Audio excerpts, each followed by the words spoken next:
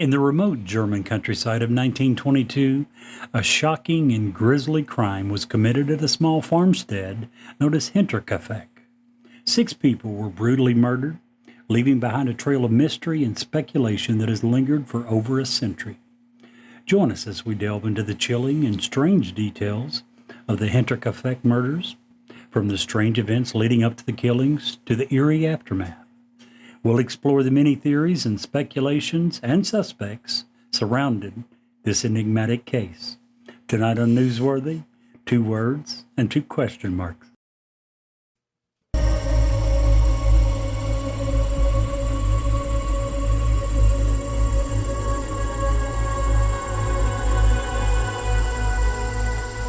He's alive!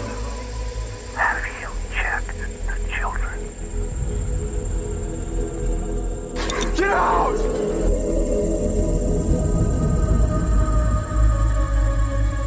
You have scoured the podcast world and finally found us, Newsworthy with Steve and Jerry, where we delve into all things mysterious, macabre, or out of this world, and decide if they are truly newsworthy. 2 words and 2 question marks.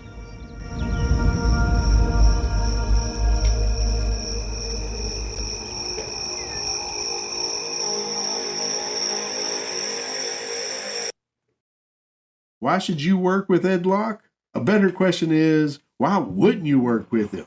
He is proud to support an amazing lender, USA Mortgage. When you work with them, you can expect a home financing experience that is free of hassles and headaches. They have complete control over your loan due to in-house operations such as processing, underwriting, closing, and funding.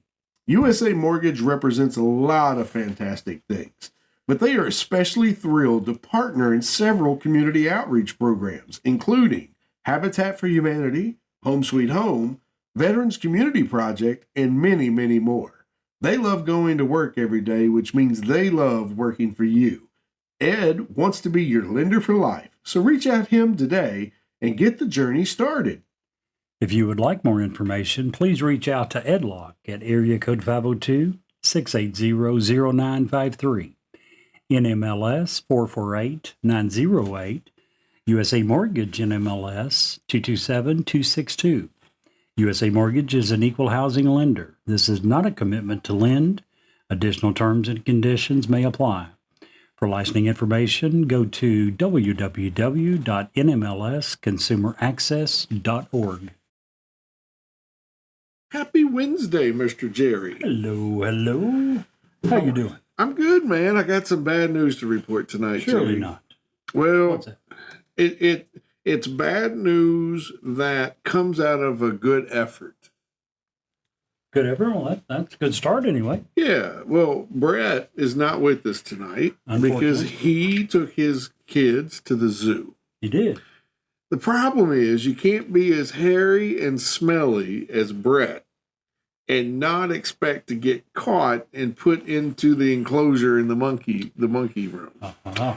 So currently there's a legal battle between his wife and the zoo Trying to get him out. on who has rights and can control them. Hopefully they'll have it resolved by next week. Brett, we enjoyed having you here, bud. Yeah. Hope you enjoy eating bananas.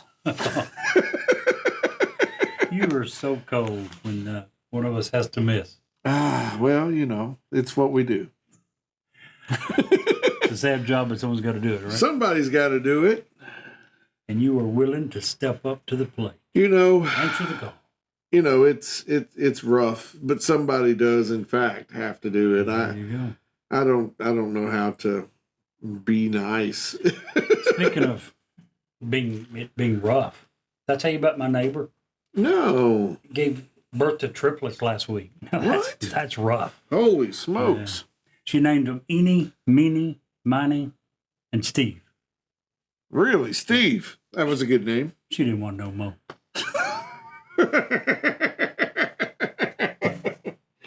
Wow. Yeah. Wow. You can understand it. Hard choice. Well, I can understand a lot of things. You know, I just quit my job driving the concrete truck last week. Really? Why is that? Well, my job just kept getting harder and harder. Oh, I see. I I see what you did there. Yeah. I like that. I was concrete in my decision, though. I'm just saying. Okay, then. Going to double down on that one. Rock solid. Triple down. I got you. I like that one. That one's for you, Ray. Just so you know, buddy. Keep pouring that concrete. I got this friend, let me tell you. And, you know, I got lots of friends, but I used to work with Ray. Ray works 80 hours a week, doesn't sweat, doesn't cry, doesn't whine about it. He works hard. When he's not driving a concrete truck, he's driving a dump truck, scraping snow in whatever weather, whatever time. Drives to Georgia all the time just to get more hours. And he's a machine. Good for him. You know, I've always just been in awe of how hard and how long he works and never complains about it. And he's always there. And here's the thing. If I called him right now and said, "Hey, Ray, can you come help me with whatever?" He's on the way. You know, so. Good friend to have. Yeah, he's good people. So that one was for Ray. Kudos to Ray. Yeah. Man, we got a cool topic. I say cool. That's probably not the best. You know, we in our catchphrase, if you will, it's called, we say the macabre, the mysterious, and the out of this world. Well, it doesn't get a whole lot more macabre than what we're going to talk about tonight. Very true. Very true. Interesting. Not cool. Very interesting. Very... It's got a little bit of everything. It really does. And the weird thing is, I don't know that it would be a whole lot different in today's world. I mean, you'd have some different evidence maybe, but right. The whole way that the process happened with some of the interference with the crime scene, and if all that happened, if apples are apples then and now, I don't know that we have if it's solved today. And this happened in the 20s. You know, I was thinking the other day, the technology in today's world makes it incredibly difficult for criminals.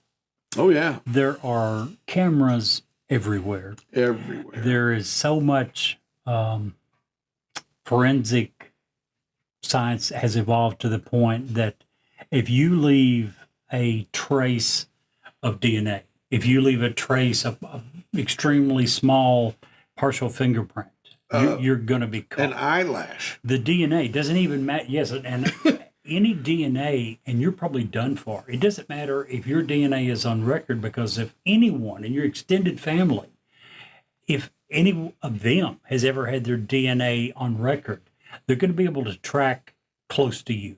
Yeah. And once they get close, they're probably going to be able to get you. Yeah, it's pretty intense. It is. It really is. So it's become really hard to get away with crimes, which makes it even more crazy when you stop and think about what D.B. Cooper did. Now, it wasn't, like it happened yesterday, but tonight's event happened in 1922.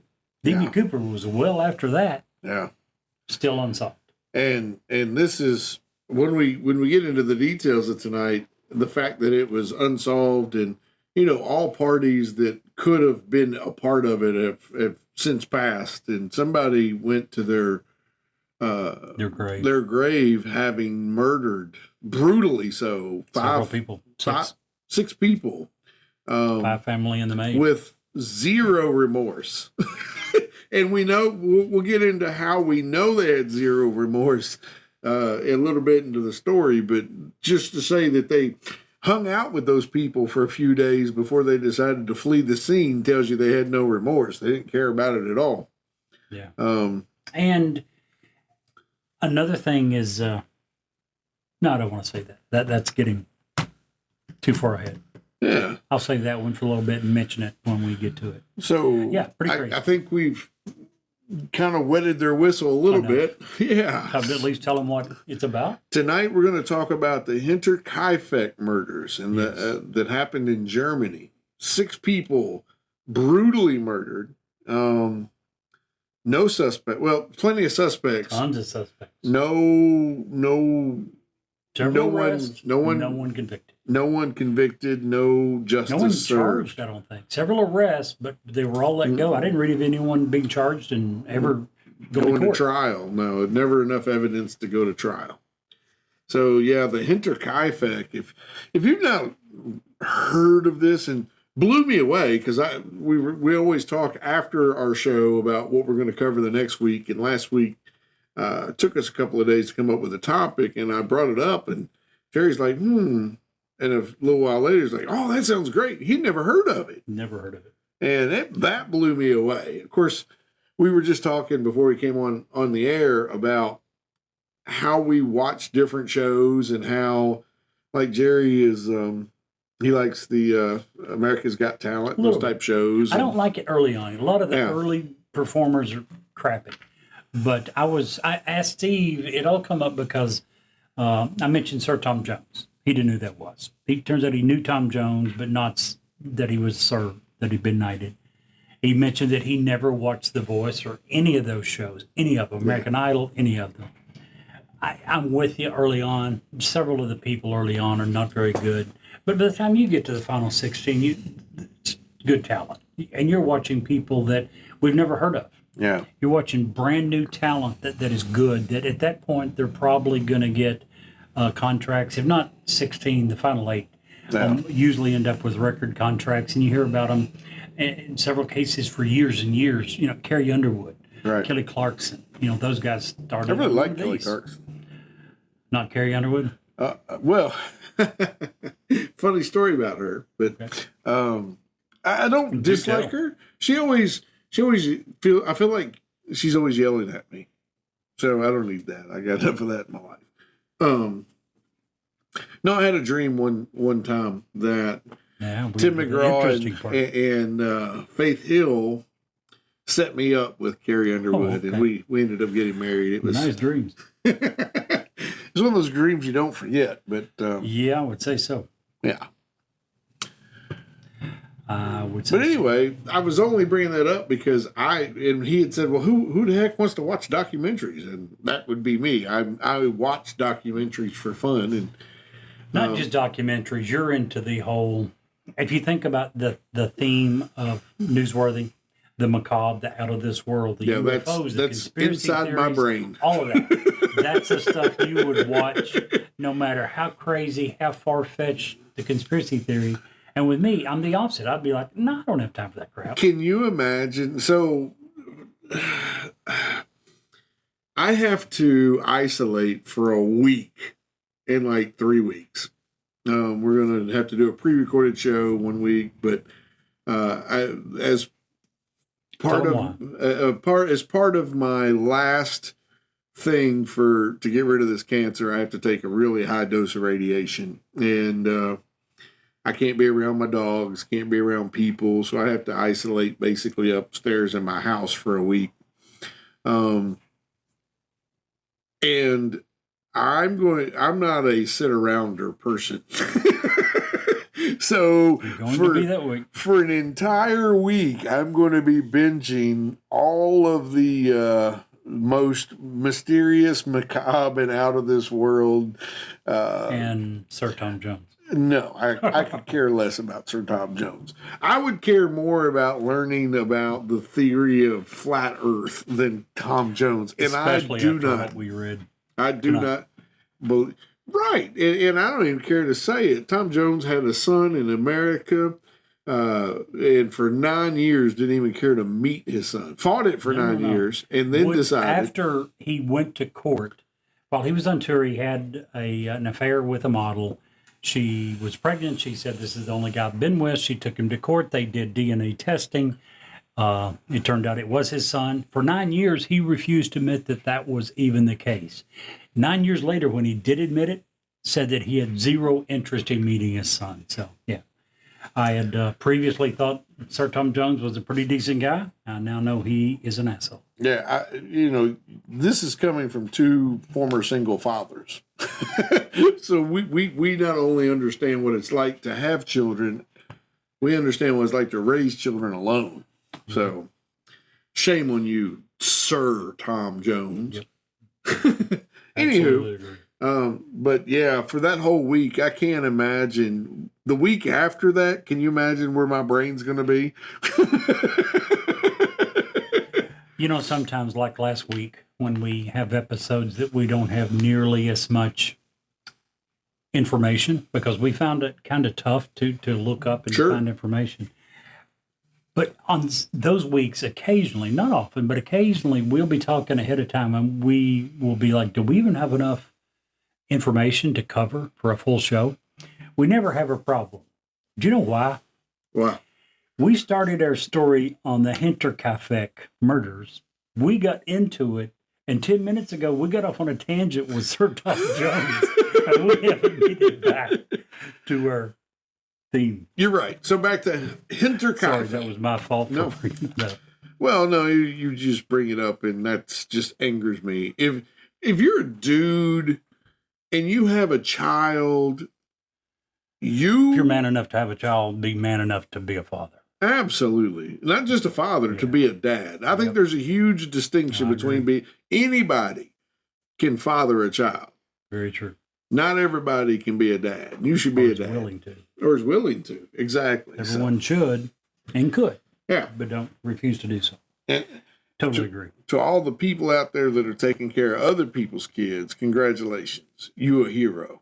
Absolutely. Now, back to Hinterkaifeck, where in fact, how many of these people that got killed were so this has all the things. It has phantom footprints. It has ghost in the attic. It has men, women, and grandparents dead. It has people brutally murdered. It has heads decapitated and being sent off to psychics. It's weird. So tell us about it, Jerry. On the evening of March 31st. Oh, wait. No, sorry. Go ahead. What? I thought I was going to tell it, and then you're going to do Then by all this. means, you tell it. I thought you, for whatever reason, decided to switch, and that's cool. No, You wanna no, do that? no, Back no. to the original theory. Steve's going to tell us about it, and later on I'll talk about some suspects. Yeah, the suspects are a lot more fun, and Jerry deserves that because he's a upstanding fella. So on a Friday night in late March 1922, a German family and their new maid were all murdered at their remote farm.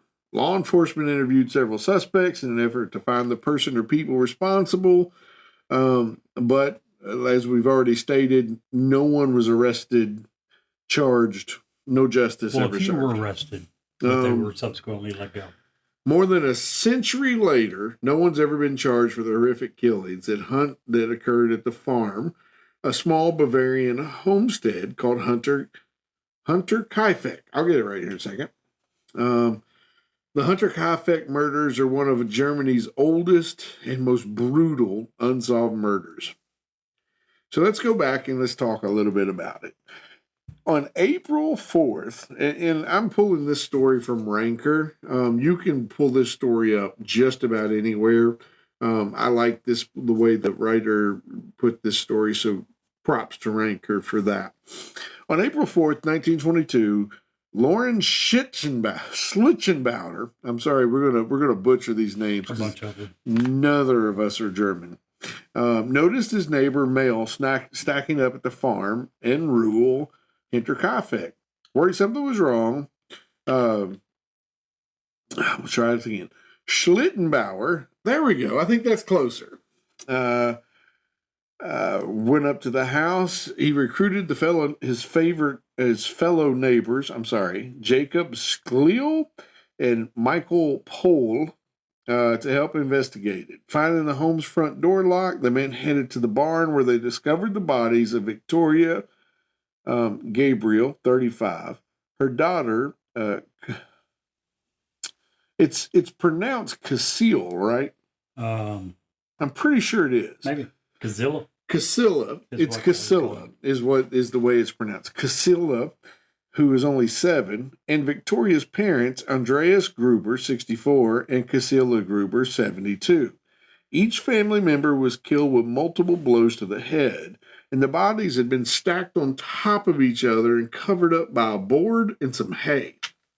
Wanting to investigate the home, the men found the hallway connecting the barn to the main house.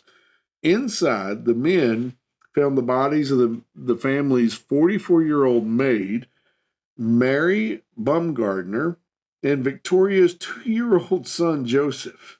Both Marie and Joseph had also been bludgeoned to death right in their beds. So, after the murders, the murders weren't discovered until April 4th. However, police determined that all the family had died somewhere around the evening of Friday, March the 31st.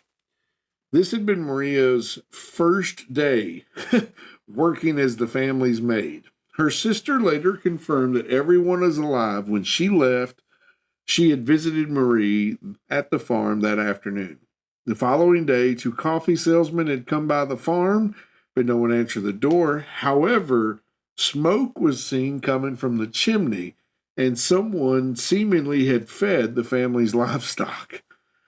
A repairman also had arrived at the house on April 4th, but found no one there. The mail piling up, and the family, especially Victoria, missing church on Sunday, had and Casilla not showing up for school led to the search of the barn, and the eventual discovery of the murders. The police investigation, however, was immediately compromised. The closest police department to Hinterkaifeck was in Munich, Germany, 45 miles away. After discovering the bodies, Schlittenbauer and the other men alerted their families and fellow neighbors about the gruesome murder scene at the family. Hey, y'all, come look at this. That's kind of what I'm visualizing. Probably what happened. By the time the lead investigator, George Reingruber, arrived from Munich, dozens of people had already walked through the crime scene, destroying evidence and in processing, completely compromising the police investigation. Despite, however, the tampered crime scene and virtually no forensic testing evidence available at the time, police theorized the killer or killers had somehow lured all the 4 family members out to the barn one by one before killing them in return. Gosh, I'm getting ahead of myself. My brain's just going. They had lured all family members one by one out to the barn and murdered them before returning to the home to kill Maria and Joseph. Autopsies all revealed the likely manner of death. Johann Baptiste Müller conducted autopsies on the victims of Hinterkaifeck, subsequently determined that they had all died by blunt force trauma to the head, and the weapon was likely a pickaxe or a mattock. Dr. Müller also noted there were strangulation marks on the older Casilla. As far as younger Casilla, she likely took hours to die trapped beneath the family's bodies. My goodness. Investigators found Casilla holding fistfuls of her own hair, and her head had several bald patches. Dr. Müller suspected the poor little girl probably died from combinations of her injuries and shock. What a horrible way to die. What a horrible Trapped, 6-7-year-old girl. Trapped under your dead parents, dead grandparents. Dead mother and dead grandparents. Couldn't move. Just lay there pulling. Damaged. Your head's been split open. You're still alive. Just terrible way to die. But it gets worse. It does. Sadly, it does. There was a series of strange events that happened leading up to these murders. In the months and weeks leading up to the killings, a number of strange events had occurred at Hinterkaifeck. 6 months prior, the family's previous maid reportedly quit after hearing footsteps in the attic. She thought the house was haunted, and she couldn't take it anymore. Neighbors also told the police that Andreas had found footprints in the snow that began at the woods in the surrounding farm, or the woods that surrounded the farm, and ended at the barn. However, he could find no footprints leading away from the barn. This revelation led to the theory that the killer hid in the barn and perhaps the attic, which some thought accounted for the footsteps that the previous maid had heard. Andreas had also mentioned that his house keys, had gone missing, and that he had found a newspaper he didn't subscribe to in the home. He, however, declined to borrow a gun from one of his neighbors to protect himself and the family, stating, "I'm not scared." Could I interrupt? On another website, I found a little bit more information about the newspaper. The newspaper was the Munich newspaper. Andreas originally thought that the postman had dropped it. Right, he had even asked the post office. He went and asked the postman, "Did you possibly drop this newspaper? I found this newspaper here on my property. I don't know where it come from." The postman told him, "Not only did I not drop it, and I know that because no one on my route subscribes to this paper. I don't deliver this paper to anyone." Isn't that crazy? Crazy. And this was known ahead of time. He had talked to some of his neighbors. I found this newspaper. And the footprints. He had told his neighbors, "I found a set of footprints in the snow going to my barn. No footprints leaving the area." And how freaking scary would that be? It's insane. And to look around the area and not find someone, and he did. Because that's what led one of his neighbors offering him the gun. Yeah. And on the night, we'll get into it here in just a second. So, and I'm going to add this, and I'm going to add it because it's a part of the story, but I don't think it's a part of why they were dead. I don't know. I think I know where you're headed. At this point, we don't know. And we just really don't know. But as we talked about, this is prior to DNA evidence. This could have. So we don't even know if the conviction was accurate. We don't. So but it should be mentioned, I think. Yeah, Andreas, who was 64, charged and convicted of having an incestuous relationship with his daughter Victoria. 7 years before the murder, Victoria and Andreas were accused of incest after someone submitted an anonymous report. Both father and daughter were put on trial and found guilty. Andreas even had to serve a year in prison. Victoria served either 1 year and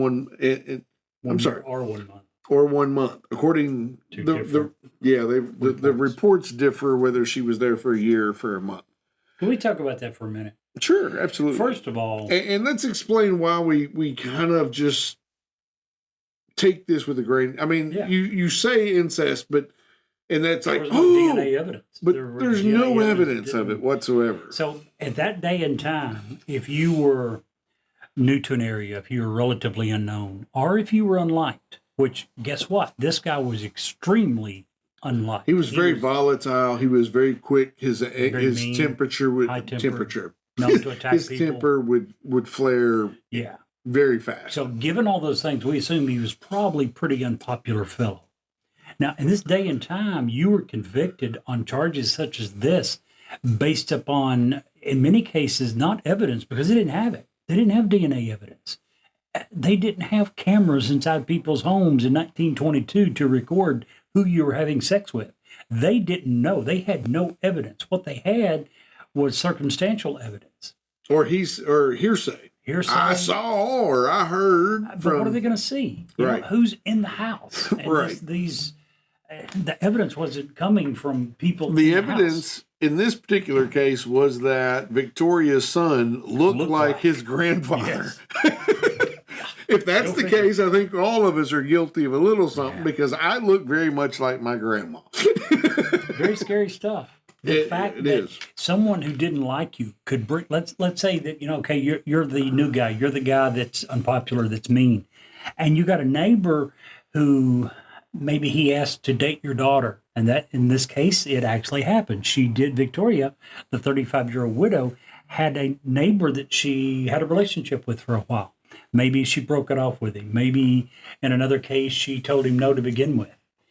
You piss someone off back in those days, and they start a bad rumor about you, and you could very well end up in prison on trumped-up charges. Yes. And, And this was, like you say, 1922. So let's talk. Let me just skip to the end here. I'm going to skip over some of the suspects. I'm going to come back to. We'll circle back around to them. But I do want to talk about after the police got involved, and we're talking about police, and there was no DNA. What they had back then were clairvoyants. So after the police got there and the autopsies were done, the doctors and the police had the heads removed of all the victims, and they were sent to a clairvoyant, which was common practice for a lot of cases, especially when they didn't have any leads. In Munich, 40-something miles away. Yeah. So after the autopsies had been completed, the court physician removed the heads of all 6 victims, sent them to Munich for further examination. Allegedly, the skulls of the Grubers and their maid were given to the clairvoyants, presumably in an effort to learn more about the perpetrator or perpetrators who committed the massacre. For some reason, the victims' skulls, however, were kept in Munich. Thus, the family, the Gruber family and their maid, Maria Baumgartner, were buried without their heads. According to authorities, the skulls went missing following the upheavals caused by World War II, and they were never recovered. Well, I've read another place. They were transferred. The clairvoyants didn't keep them. They were given back to the police, and some police agency wanted to do further testing. Keep in mind, in the 1920s, there was a lot of evidence, forensic type technology that was in the works but hadn't come about yet. So they decided to hang on to them for a little while. That ended up lasting until World War II, at which time the building that the heads were believed to have been stored in was actually bombed. Yeah. And obviously evidence was gone at that point. So some of the things that are creepy and crazy about this, it was reported that whatever was going on around the house and around the farm was enough that it had scared the family, that the entire family was sleeping on the floor in one room of the house together. It was also noted that at one point they checked the attic and there was no one up there and no signs of anything being different. A different report says that people had checked the attic and they found straw in the attic, which people think that someone would have put down to muffle their footsteps. There was also human excrement in a corner and some half-eaten food in one corner.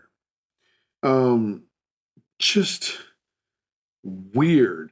And after people had discovered the crime scene, people were just going in and out of the house like before the police got there. Some people even cooked meals in there. So just further destroying and there's dead bodies laying in the bedroom. Like, I don't know about you, Jerry, but if I ever come to a house where there's dead bodies in the bedroom, the last thing I'm going to do is cook a Hot Pocket. Not putting a frozen pizza in the oven. Just, I'm sorry, I'll go out to eat that day. I agree. So there, over the years, have been more than 100 different suspects. You want to tell us a little bit about some of them, and we'll come back and do some more of the crime scene as we go. Sure. Before that, a couple things. You'd mentioned that we're pretty sure that the murderer, stayed in the house for a few days and before they left. Yeah. A few of the reasons why. Apparently, the people they bought bread from in town told how much they had bought, when they bought it, how often they normally came, how often the bread lasted. The bread should have lasted much longer than Friday night when she was murdered. Isn't it crazy how back in the day, and that those people like the milkman knew. They would know. They would know how much you ate Yeah. per week. They would know how long it lasted. And if you ran out, they knew how much bread these people had when it should have lasted. Also, It should have lasted way past Friday. It was Yeah. all gone when they got there. Yes. am I in the minority here? First of all, let me just say, I love use scans and scan yourselves at like Walmarts and places. Okay. But don't you think you should get a discount for doing all Sure. the work yourself? Absolutely. Anyhow, just I throw that out there. They say the discount you get is less time in line.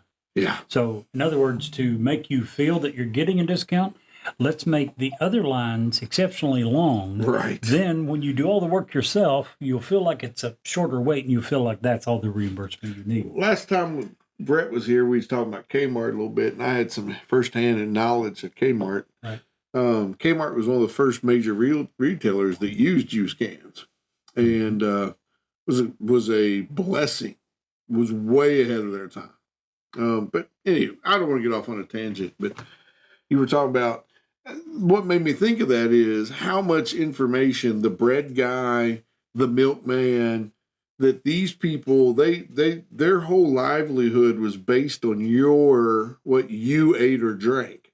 So they knew your habits probably better than you did. Probably. Yeah. So go ahead. Spend a lot more time thinking about it. Yeah.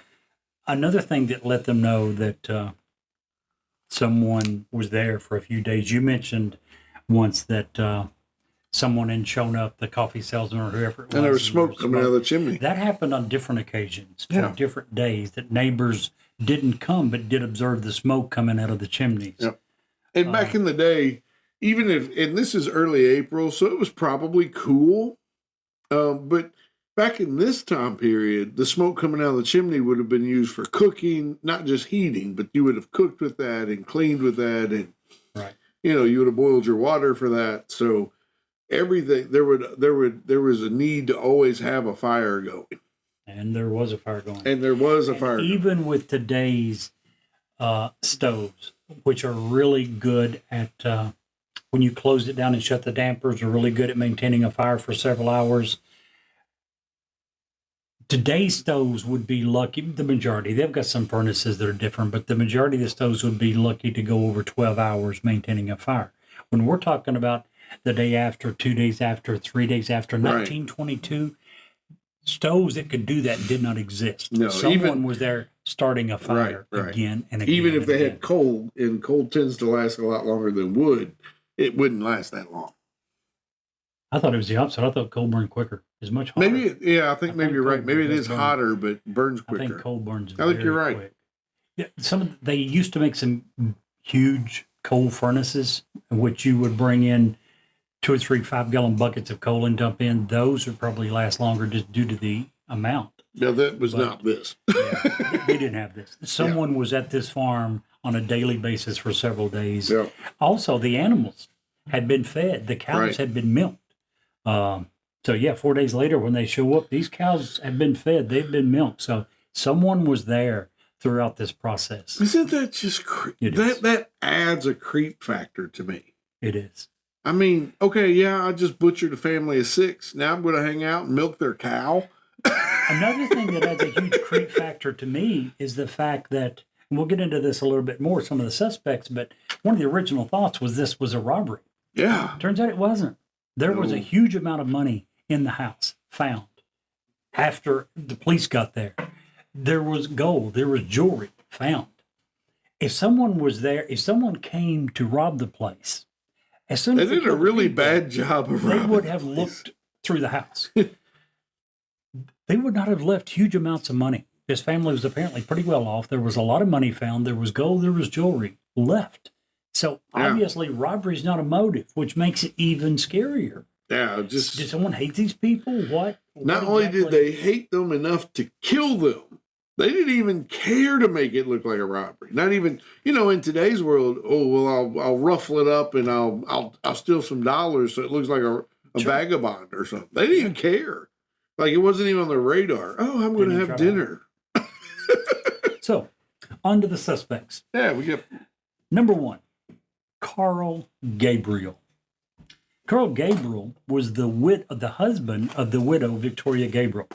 He had reportedly been killed in December of 1914. He fought in the First World War, but his body had never been recovered. Now, keep in mind, she had a 2-year-old son at home.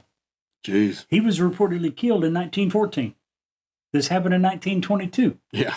Obviously, he's not the father of the 2-year-old child. Right. So after the murders, people begin to theorize. Maybe he had not in fact died. Maybe he was sick for a while. Who knows? Maybe he, for whatever reason, maybe he was a prisoner of war. Finally got loose, came home. He discovers, I've been gone for 8 years.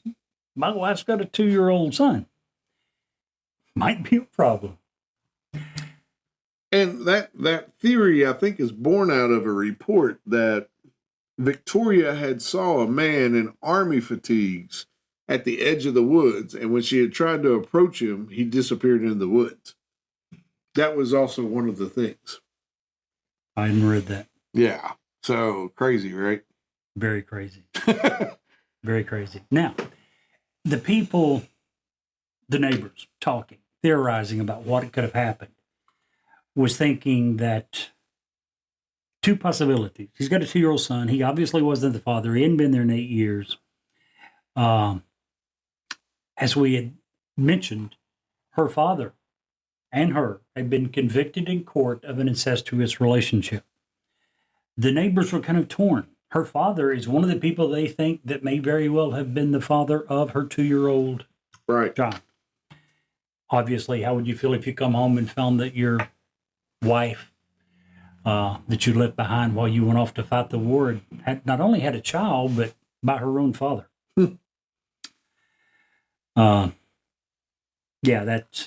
It would be easy to theorize if you think that he wasn't dead, of why he would go off the handle and decide to kill everyone in the house. But this wasn't that. What do you mean this wasn't that? This, if I'm that person, okay, and I'm an investigator, I see that not as a cold and calculated and a methodical way of doing things. I see that more as a rage. But this kind of was rage. But these people were beat with an axe in the head. Right. But they were lured to the barn. Yeah. But think about it. Didn't the guy sit around for a couple of days or a few days? The man makes sense. How do you lure this elderly woman? What was she, 72 years old? 72. In early spring, late winter, early spring, how do you lure a 72-year-old woman to a barn? You make her husband disappear after going to the barn. But do you not think it's possible that she probably knew this person? Maybe. Otherwise, why is she going out to the barn with a stranger she doesn't know? Maybe. Especially if the stranger's already come and called her husband to the barn and he doesn't come back. And let's say he gets the second one to go. Then you turn to the 35-year-old mother. Oh, your turn. Come on, follow me to the barn. I don't see that happening unless it was someone they knew. Yeah, well. The family obviously knew her ex-husband. Not saying it was him. Not saying, well, how about, let's put it on a different way. Sure. You're saying that he or they lured them by saying, hey, come check this out in the barn. I think it was someone they knew. I really do. Or Dad goes missing. He's going to the barn to check out one of the creepy sounds or the footprints or whatever that had been happening, and he doesn't come back. One by one, the people start to go to the barn to look for him. I agree with that, except for the 7-year-old girl. Yeah, There's no way that a 44-year-old maid stays in the house and allows a 7-year-old girl to go to the barn to check on 3 missing adults. That's true. I don't see that happening. Now, we talked about why Carl Gabriel could be a potential suspect. Keep in mind, he supposedly had been killed in World War I. The body was never recovered and brought back.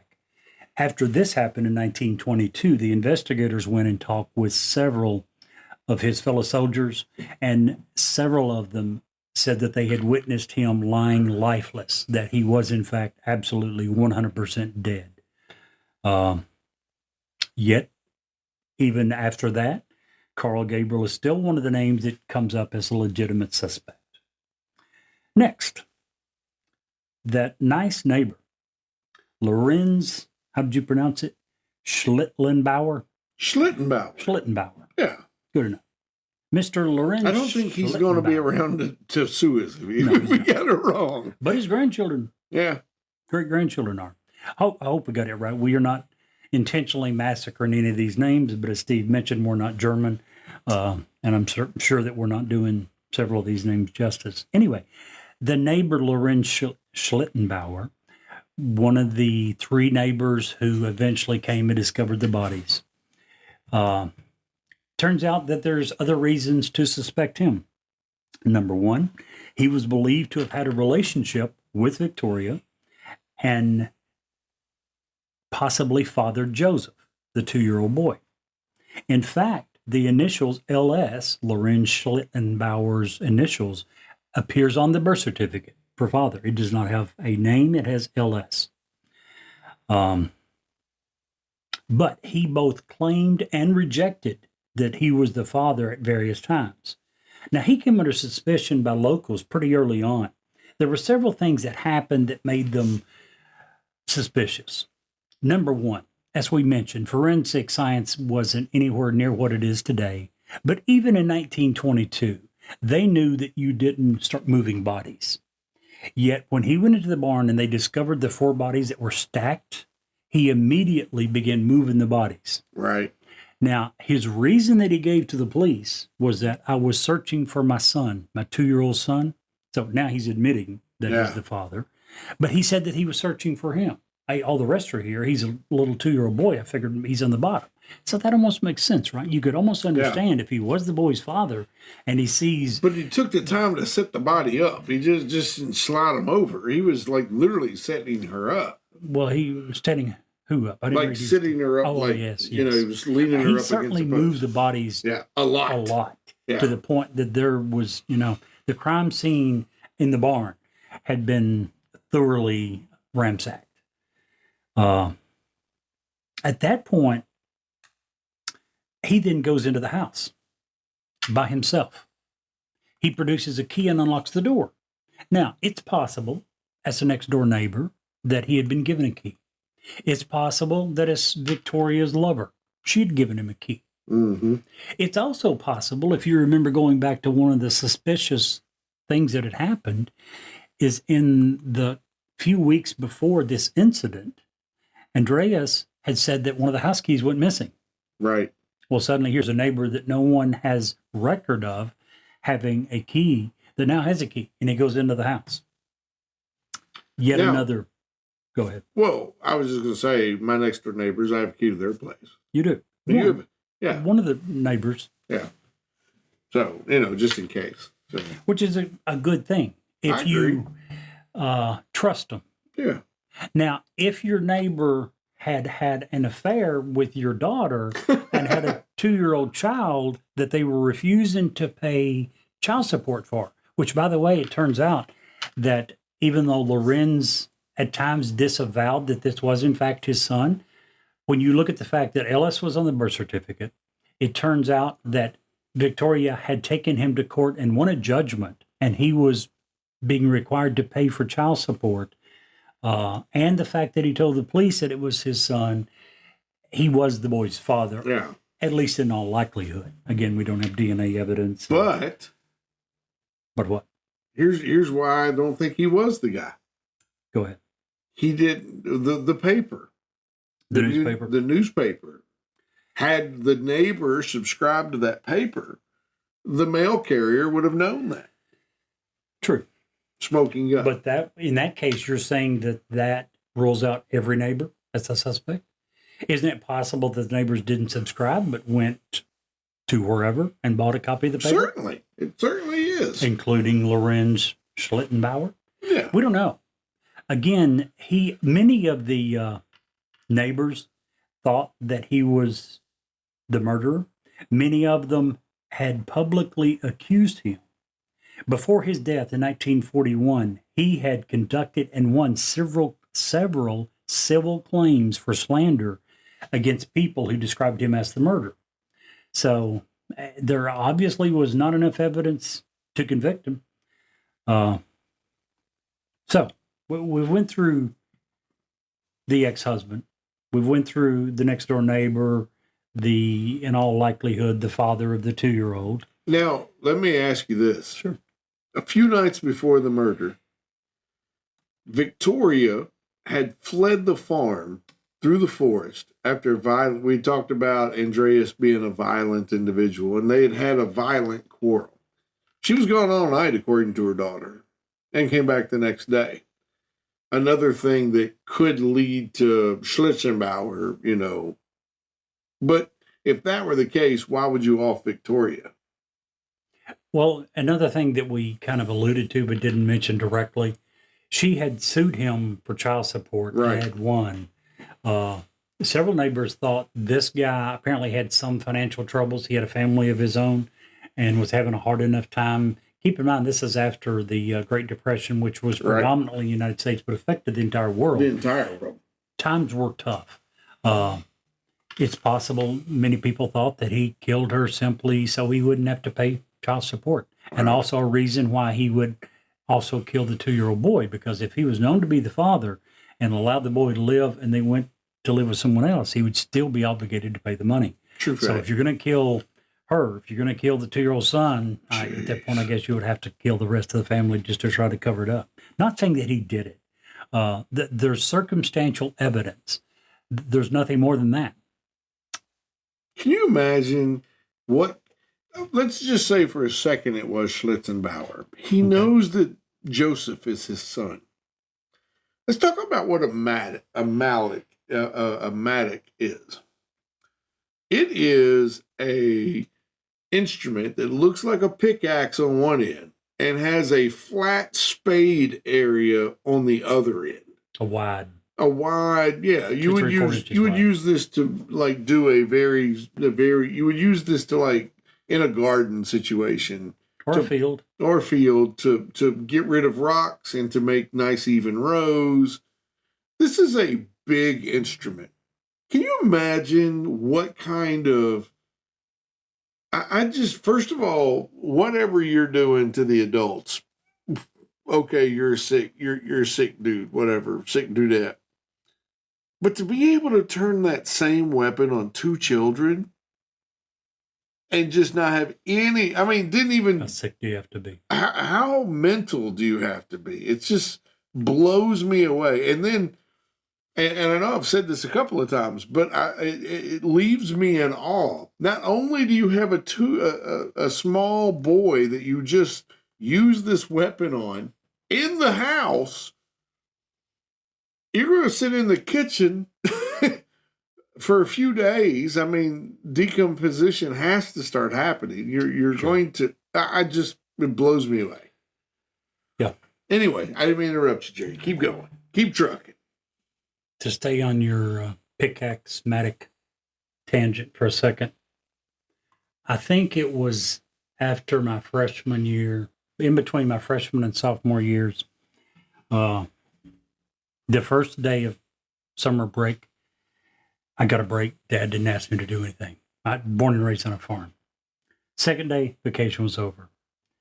Dad took me into a field that we literally called the field behind the barn. That's where it was, the field behind the barn. It was an 8, 10, 12 acre field.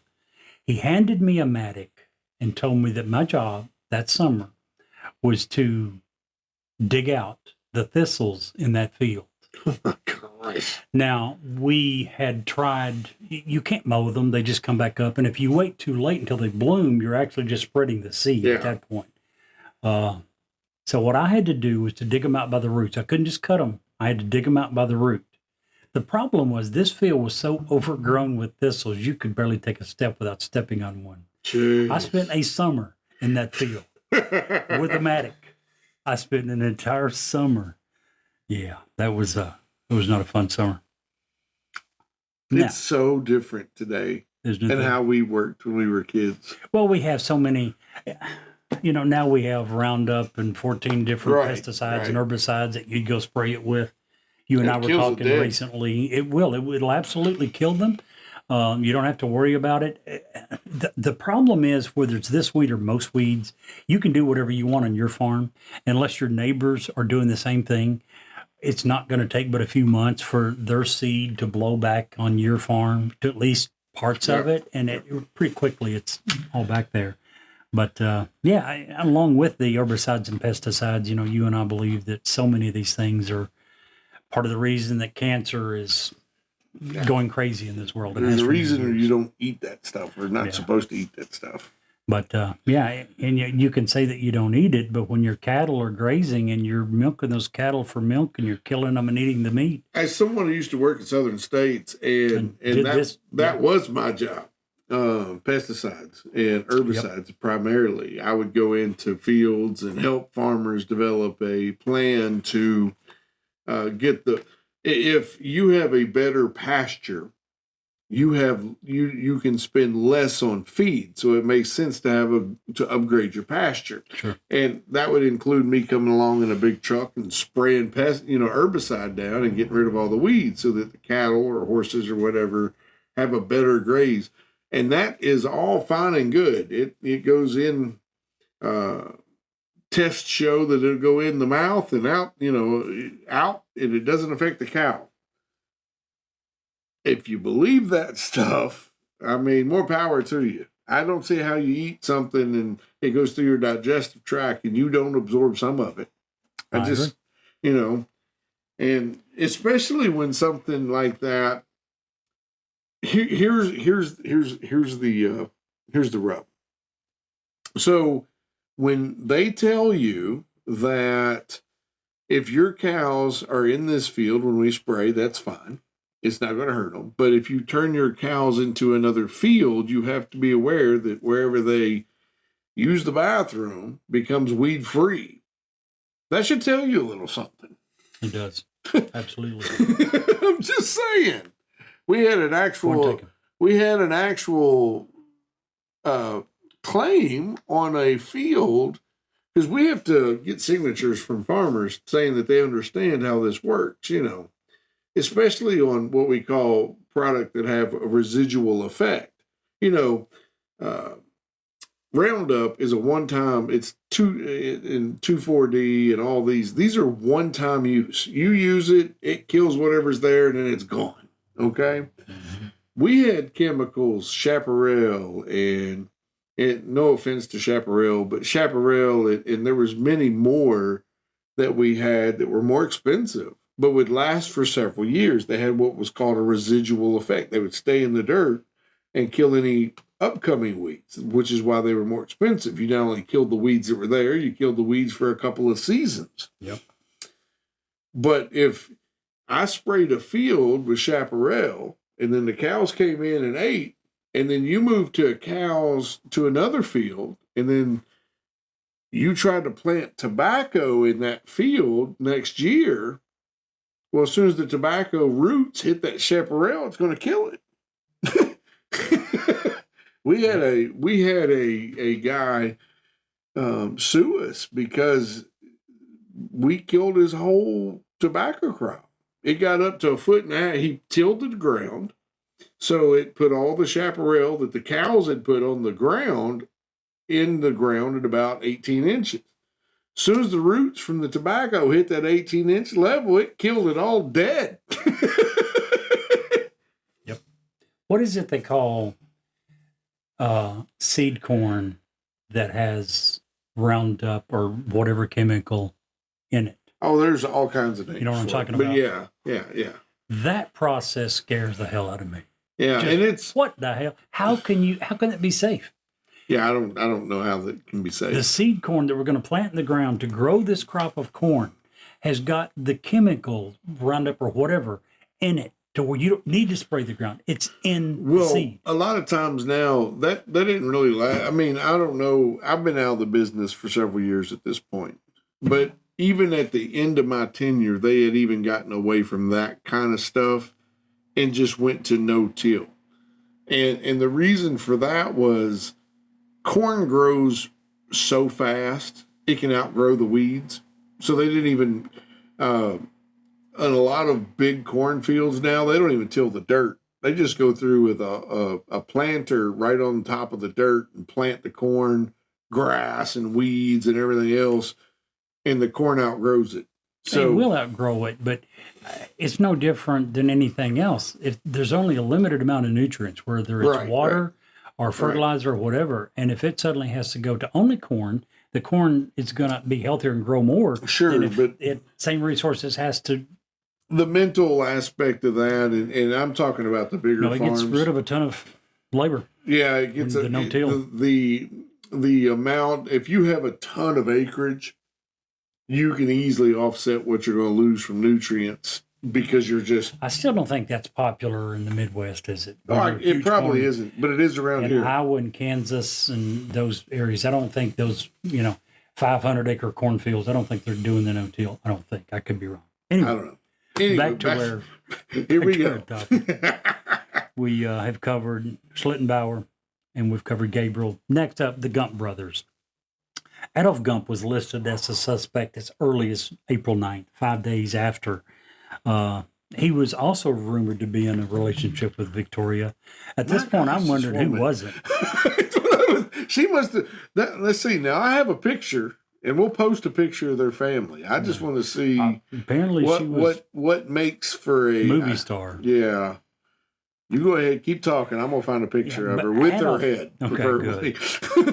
So he was considered a suspect early on. He had had a relationship with Victoria. That alone, most of these type crimes, especially when robbery is not a motive, when all the money and gold and jewelry was found, you tend to look for the personal connections, which is usually what? Husband, spouse, ex-spouse, jilted boyfriend, whatever.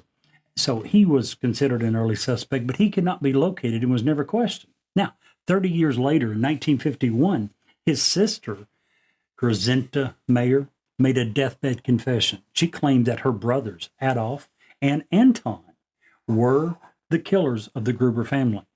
Hearing this, the prosecutor, Andreas Popp, placed Anton Gump into custody, but he was unable to question Adolf because he had passed away in 1944 during the Second World War. They had no other evidence to prove the brothers' involvement without the sister's deathbed confession, and obviously with it being a deathbed confession, she's passed away too. Without any other evidence, Anton was eventually released and the case against him was dropped in 1954.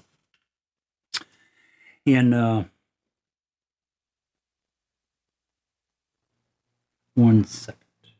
Well, while you're looking, I can just say. So was she worthy of the attention? Have you ever watched the movie Sound of Music? Yeah, it's been a long time, but I have. Okay, so you know the lady with the short hair? Vaguely. What is her name? She's a real big star. She's the one that sings, the main star that looks very similar to her, except without the movie star Qualities. All right, then. The Bischler brothers, Carl and George, the Bischler brothers, there was two brothers, the Bischlers, and also George Mader were seen in the area around the time after the murder. At around 3:30 a.m., a butcher was cycling home, and he saw them acting suspiciously, and they tried to hide their faces. Now, Carl was already known to the police for petty thefts in the area, and some of the local residents came forward stating that they suspected him as being the murderer. Now, the Gruber's former maid, Miss Rieger, she also suspected Carl and his brother Anton. Anton helped with the potato harvest and steam threshing on the farm, so he knew the property quite well. And the former maid also stated that he complained about the Grubers often and knew that Victoria had a ton of money. Bischler was arrested on the 5th of May, but he provided an alibi for the entire weekend that was substantiated, and several witnesses confirmed that he was working in another town. So that never went anywhere. The Thaler brothers. The first theory that came to the police mind was a robbery. In an interview, again, with the Gruber's former maid, Miss Rieger, she brought up some other possible suspects. A man named Joseph Thaler had visited the farm almost a year prior to the murders. He and his brother were known in the area again as a pair of thieves, and they had committed multiple minor burglaries in the area. On one random night, this guy, Joseph Thaler, had actually knocked on Miss Rieger's window, according to her, and after ignoring him for some time, she finally relented and asked what he wanted. He appeared to hint at wanting to rob the farm, and he asked her if she knew where the family slept and which rooms that they slept. To add to the police's suspicion, she stated that the brothers had hidden in the barn 2 years before, and that Andreas, the grandfather, had forced them out by shooting his rifle in their vicinity. Now, while they seem like initially very strong suspects, again, a large amount of money, gold, and jewelry were left in the house. No, they're out. At this point, I'm agreeing with what you told me at dinner. At this point, I'm wondering about the maid. I never read anywhere where she was a suspect, but she's coming up with all this list of people. Well, you better look at this guy, and you better look at this guy. And for these guys, the Thaler brothers, she's claiming they knocked on her window and had a conversation with her and talked about robbing the house. Guess what? She had never told anyone. Right. She had never told the family, or if she had, they had never told anyone else. Why didn't she report this to the police? Right. I'm wondering if she was not involved. Now, if she was in fact the maid, she was. She worked there for a couple of years. She would have known that there was money and gold Right. and Why jewelry. didn't she take the money, though? But if she was the one, why didn't she take the money? Right. I agree. I don't know. Unless Andreas was known for his temper, maybe he treated her really bad, and we all know what a woman's scorn will do. But there's no word of that around town. You would have thought that if that's he true. would have, hated this woman and treated her really bad, you would have, bad enough for her to want to kill someone, you would have thought she would have told some people. There's no word of that happening. It's really strange. Now, another one. In 1999, an elderly woman contacted the authorities. She claimed that her former landlord admitted to having information about these killings. Officials investigated this tip. They learned that the landlord supposedly made this claim in 1935. Oh, This woman waited 64 years to say anything about it. Not obviously, but the previous landlord had been dead for many years at this point. So there was basically nothing they could do. So if that was true, again, as you had mentioned earlier, took it to his grave. It's Now, crazy to me. this is not a suspect, but to finish it up, in 2007, more than 80 years after the Gruber family and the maid was killed, 15 students from I'm not even going to try this, some police academy in Germany, they used modern techniques to investigate the unsolved case. The students ruled out all but one suspect that they believe committed the murders at the Hinterkaifeck farm. They did believe that the suspected killer was dead. They did not publicly name the person they believe was responsible for the massacre out of respect for the suspect's living relatives. But they did. The 15 students came to a unanimous conclusion of who they believed the most likely suspect was. Unfortunately, we're probably never going to find that out as well. So, 102-year-old brutal mass murder of 5 family members, one maid, still as of yet unsolved, and obviously at this point is Never going to be. very, very likely to have never. Now, if you go to the place where the farm is located now, there is a small memorial established, but Now they That's did. it. In 1923, the year after this happened, the neighbors tore down the buildings. They demolished all of it. They didn't want any reminder of it. And at that point, the memorial was put up, and that's all that remains. crazy. Very crazy scenario. Wish we could have been able to give it a little better ending, some closure. I'm sure all the family members wish that they knew who did it. Most of the world wishes that, we knew who did it so we could have punished the people responsible. As you said, at this point, that's likely not going to happen. And I'm going to post some pictures of the farm and of the memorial. I'm not going to post pictures of the bodies. There are pictures, but it doesn't do We it said them we'd any put our justice. picture up when we were talking about incest and all that. I don't know that's the right thing to do either. If you want, you can certainly Google it, and the pictures are there. Again, we don't know that incest ever happened. Yeah. They were found guilty of it. Again, in that time, there was no DNA evidence. This is based It's upon he neighbors. said, she said. And if I don't like you, then, F you. Pretty much. It's the way it's going to go, unfortunately. But the Hinterkaifeck farm, Jerry, thumbs up, thumbs down. Needs more coverage or less coverage? I'm torn. If there's evidence, if there's new evidence, by all means, let's talk about it. Yeah. I went and read meticulously 6 or 7 different articles on this, And what they have to say is almost exactly the same. No new evidence has come up In 50 years, many, 60 many years. Yeah, there's been a couple of allegations. Well, so and so on their deathbed said they knew someone. Wait, zero new evidence has come up in a long time. So unless new evidence comes up, why keep talking? Continue beating the same dead horse? Yeah. So I'm saying thumbs down. And there's so many weird things about this case, but none of them are unexplainable. If there's steps that start in the woods and end at your house, they're in your house. Get your family out of your house. First of all, right? If they go to your barn, then get your animals or whatever you're worried about out of your barn. But see, there was also that hallway that connected the barn to the house. Right. If you're hearing things In the attic. and you as a male or female, as the primary person in your house, if you are scared to the point in your home that all of your family has to sleep in the same room, get out of your house. Now, that you make it sound very easy.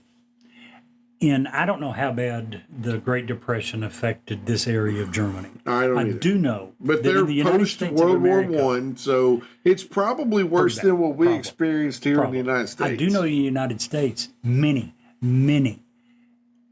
hard work and able-bodied men who were willing to work and wanted to work, Couldn't. their families were hungry because they couldn't find work. I know. So if you've got a family living on a farm that eats well, it's easy to say, get out. Where do you go? Yeah, my How do you feed the grandfather in his house was built during the Great Depression. When we had the flood back in the early 90s, his house was flooded. And we were going through it. There were all these papers. They used newspaper as insulation. And there were papers from the 20s and 30s all up in the walls. It was bizarre. So I get it.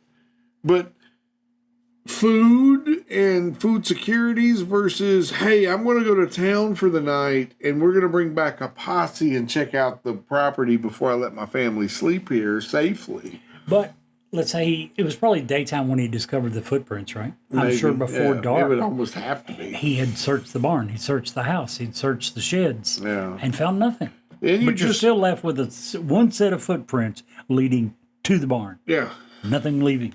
I'm And like then you. That's scary. Your maid left because she heard footsteps and And I read in one place, he initially, Andreas, the grandfather, didn't believe her story. yeah. A few months later, heard the same steps. Right. And then that's when he saw the paper and he started taking a mental note, realized the set of keys were gone. There was a lot of little, it's, okay, let's just be fair. Hindsight is always 2020. Sure. So maybe it's kind of like the whole thing when a frog's thrown into some boiling water. You know, if you throw a frog in boiling water, it knows it's cooked. If you put it in and then turn the water on, it has no clue. You know, and it could have been the same thing. One of my favorite movies of all time, with Pierce Brosnan in it, what was the name of that? Wasn't Volcano, that had Tommy Lee Jones. Dante's Peak. Dante's Peak, he said a very key line that reminds me of this story. What is He that? said, and he had been, you know, it's a volcano and it's becoming active. If you haven't watched Dante's Peak, go watch Dante's Peak. Great movie. But he says, he was talking to a supervisor about putting the town on, you know, alert. He's like, listen, I came 2 weeks ago and it wasn't a big deal. But if we showed up today with everything that's going on, we would put this town on high alert. But because I've been here, you know, and it's gradually going up, risk. not a big deal. But if we came in today and saw what we saw, we would be crazy. It's the same thing. You know, Sure. it's things, you get used to things, you know. But I'm going to have to, and I hate saying this, I agree with Jerry and thumbs down. Unless there's new evidence, man. Yeah. These people deserve to rest. They already have to rest without their heads. I mean, they're already, Literally. these poor folks, I wish we could do them justice, but there's just, Not gonna happen at this unfortunately, point. there's just no way that can happen in today's world. And unfortunately, it makes for a great story. It makes for an opportune, great podcast for us. But there just is no justice for these folks, and that makes me really sad. So 2 thumbs Especially down for the children. 2 thumbs down. And for Brett, he's in the zoo right now, probably running for his life away from some gorillas. But we're gonna give him a thumbs down as well, just because he's Oh, you're so savage. yeah, he's probably too busy running for his life to worry about it. So I'm also going to give it a thumbs down. Man, that episode is really interesting. And if you'll stick around for us for just a few commercials, we have another great story to tell you. Hi, this is Ed Locke with USA Mortgage. When it comes to buying a home, the process can be overwhelming and confusing. With so many options, it can be hard to know where to start. That's why it's important to work with a certified mortgage loan originator. I have the knowledge and expertise to guide you through the process and find the best mortgage option for you. I will work with you every step of the way to ensure that you are getting the best deal possible. So if you're looking to purchase or refinance, please reach out to me at 502-680-0953. So don't take on the stress of buying a home alone. Work with me and I will make your dream a reality. Trust the professionals and make your home buying experience a positive one. MLS ID 448908, DAS Acquisition Company, LLC, doing business as USA Mortgage, MLS ID 227262. This is not a commitment to lend. Additional terms and conditions apply. USA Mortgage is equal housing opportunity. If you want us to review or rate your product on air, if you have suggestions for new episodes, awesome ghost stories, or anything else, please reach out to us. Our email address is newsworthyWithSteveandJerry@gmail.com. Our text number is area code 540-709-1318. And now, back to the story. Tonight, we're not going to Westeros. Instead, we're going to Arcadia National Park in Maine. An ancient indigenous legend harkening back to a time where wigwams and teepees dotted the Maine landscape rather than buildings and roads. The White Walker is said to be tall, lumbering, feral beast, similar in size and appearance to Bigfoot of the Pacific Northwest. However, the White Walker is said to be covered in white fur, not brown or black as in the case of Bigfoot. Indigenous Americans had many names for what we now call White Walkers. Kawai, translated as to walk about the woods. As the legend goes, this creature was once a man, but became possessed by dark magic and turned into a horrible beast when the man committed awful crimes against his tribespeople.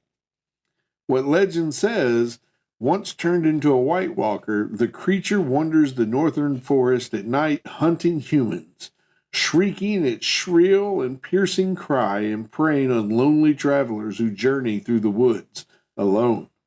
While some stories say that White Walker's heart is made of ice and can be purified with certain herbal medicines, curing the White Walker and returning him to a human state.